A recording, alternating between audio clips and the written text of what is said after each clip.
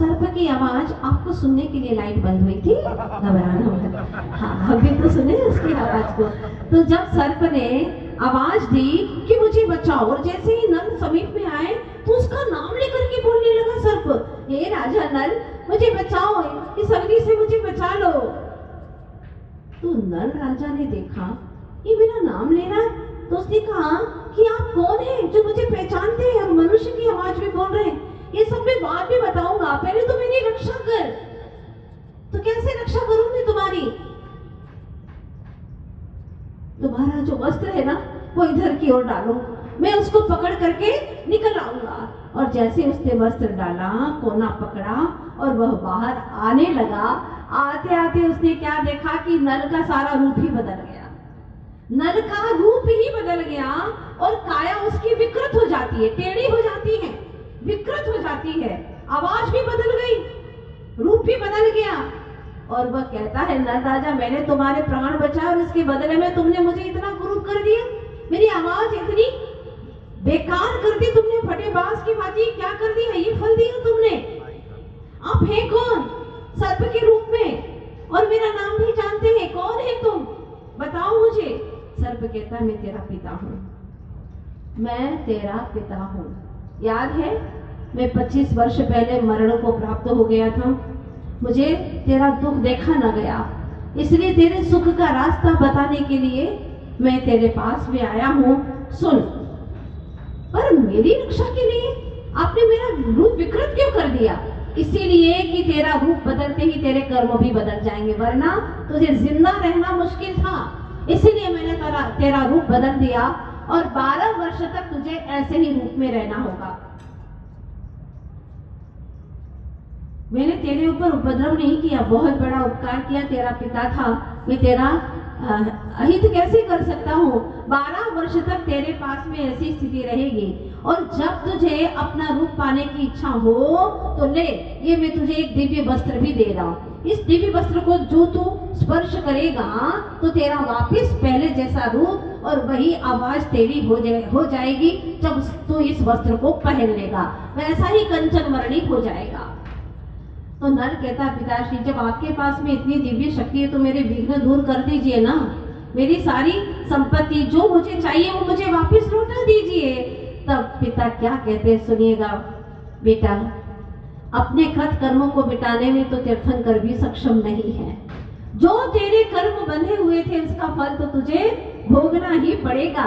हाँ, दुखों के अंदर व्यक्ति सोचता है मैं क्या करूं जिससे मेरा दुख मिट जाए। डूबता व्यक्ति पानी में गिरी पत्ती को भी पकड़ने की कोशिश करता है कि मैं बच जाऊं, लेकिन पत्ती को पकड़ने से वह बचता नहीं है। मैं क्या करूं?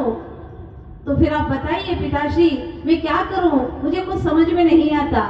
तब पिता कहते, सुन, अब अंतिम बात मेरी, कि यह आम्रवन को तू पार करे, जो आम का जंगल है उसको तू पार कर, तो बहुत दूर जाकर के एक छोटा सा झरना आएगा, वहां से तू उत्तर की ओर मुड़ जाना, और जैसे उत्तर की ओर मुड़ेगा तो वहां ऋतुपाल राजा की राजधानी में तू पहुंच जाएगा।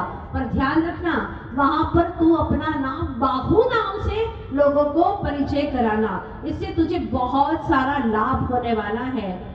फिर नल कहता है, किंतु मुझसे ये दुख सहा नहीं जाता। तब पिता समझाते हैं, देखो बेटा, दुख से घबराए वो इंसान कैसा। आप लोगों ने भी भजन सुना होगा, दुख से घबराओ नहीं मेरे साथी, ये दुख ही, हाँ, दुख आते हैं सुख जाते हैं, सुख आते हैं दुख जाते हैं, ऐसा तो चलता ही रहता है। तो सुनो, दुख से नहीं घबराना है, जिससे कर्म कांपे ऐसा प्रभु का सच्चा भक्त बनना है। इस प्रकार से पिता उसको समझा देते, लेकिन आप लोग बड़े चिंतित है, मुझे पता है क्यों। बताइए ना, वो दमयंती की क्या दशा हुई होगी। डरावना सपना देखती है और एकदम प्रातः काल उठ करके बैठ जाती है।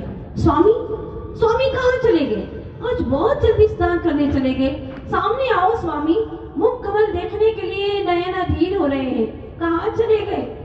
शंकाओं से उसका हृदय धड़कने लग जाता है, क्या कोई व्याघ्र तो उठा करके नहीं ले गया, कोई ऐसा पशु तो नहीं आया, क्या हो गया मेरे स्वामी को, कहाँ चले गए?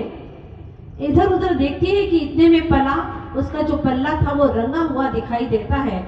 उसको एक एक अक्षर को देखती है, खून से लिखा हुआ था और फूट फूट करके रोने लगती है।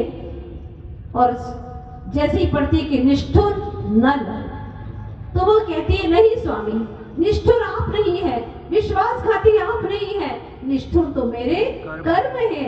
वो कर्म मुझे चाहे रो करके भोगूं या हंस करके, भोगना तो मुझे है ही।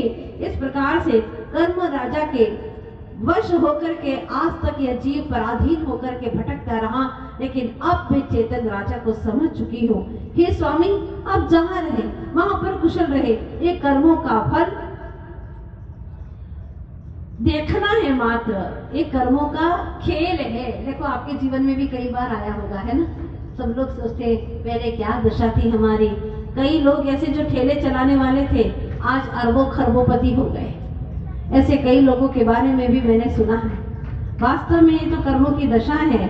इसीलिए किसी ने कहा है, पापों को खोने आए थे पुण्य में खो गए, संसार को खोने आए थे स्वर्गों में खो गए। समझ में नहीं आता ये पाप पुण्य का खेल। खेल देखते देखते स्वयं खिलाड़ी बन गए। सिर्फ खेल को देखना था, लेकिन क्या हो गया, खिलाड़ी बन गए।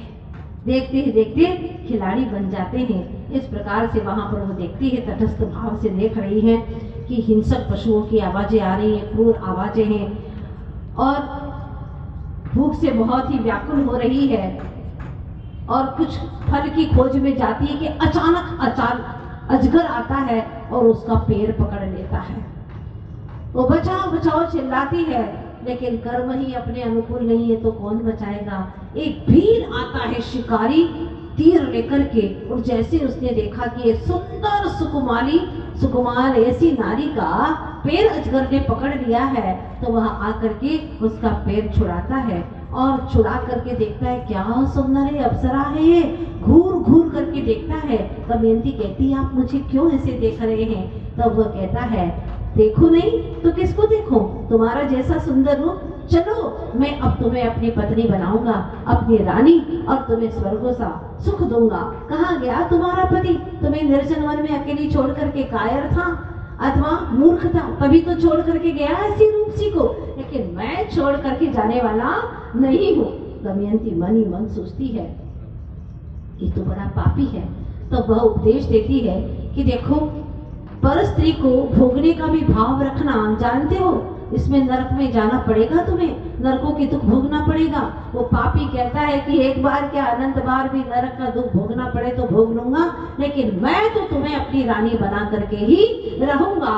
अब वो क्या करे, एक सती के ऊपर इतना बड़ा संकट आ जाता है, तब वह दमयंती मन ही मन सोचती है कि कुछ तो मुझे उपाय करना होगा, वरना इस वन में मेरा कोई नहीं है। वो कहती है ठीक है, मुझे स्वीकार है तुम्हारी बात। वो ऊपर ही ऊपर मन से मजबूरी वशात उसको कहना पड़ता है। फिर वह कहती है कि मुझे लेकिन बहुत तेजी से भूख लगी है, वो उधर दूर दिखाई दे रहे हैं फल, उन फल को तोड़ करके लाइएगा, मैं आपकी बात स्वीकार कर लूंगी। वो फल एक बार मुझे खिला दे। तो भील जैसे ही फल लेकर के आता है कि देखो, जैसे ही फल लेकर के आता है वो थोड़ा सा खाती है और कहती है अब इन फलों को तुम खाओ। वो कहता है मैं तुम्हारे झूठे फल खाऊंगा क्या? जब तुम झूठे फल मेरे नहीं खा सकते हो तो मैं स्वयं झूठन हूं नल राजा की, इस झूठन को तुम कैसे स्पर्श करोगे? वो कहता है कि मैं तुम्हें तो स्पर्श करूंगा और अपनी रानी बना करके ही रहूंगा। अब वह रानी दमयंती आंख बंद करके प्रभु की भक्ति में लीन हो जाती है, और जैसे ही नयन मूंदती है भगवान की भक्ति में लीन होती है, चारों तरफ एक अद्भुत ऊर्जा का घेरा बन जाता है। प्रभु भक्ति का ऐसा घेरा बन जाता है कि उसमें हर संकट, हर विघ्न बाधाएं आने का मार्ग खोजती है, लेकिन आ नहीं पाती है, असंभव हो जाता है। यह खेल चलता रहता है बहुत समय तक। मैं चाहती हूँ कि आप भी 24 घंटे तक इस ऐसे मोड़ पर बैठे रहें और नमोकार मंत्र या कि अपने इष्ट प्रभु का स्मरण करें, जिस तरह से दमयंती कर रही है। आप भी इष्ट प्रभु का स्मरण करें और 24 घंटे तक स्मरण करें, ताकि आपके जीवन के संकट और विघ्न भी दूर हो जाए। ये घड़ी आपको दे रही है, कहानी सामान्य नहीं। नहीं है। तकदीर से लड़ाई इंसान की, ये कहानी है कि सदियों पुराण की। तकदीर से लड़ाई इंसान की, ये कहानी है जिया गम पुराण की। तकदीर से लड़ाई इंसान की। आज यहीं पर आपको कहानी अच्छी लग रही है कि नहीं लग रही है? बिल्कुल नई कहानी है और पौराणिक कहानी है, जिससे आपके जीवन में भी बहुत साहस और धैर्य आएगा, यही कामना करती हूँ। बोलिए 24 तीर्थंकर भगवान की पंच कल्याणक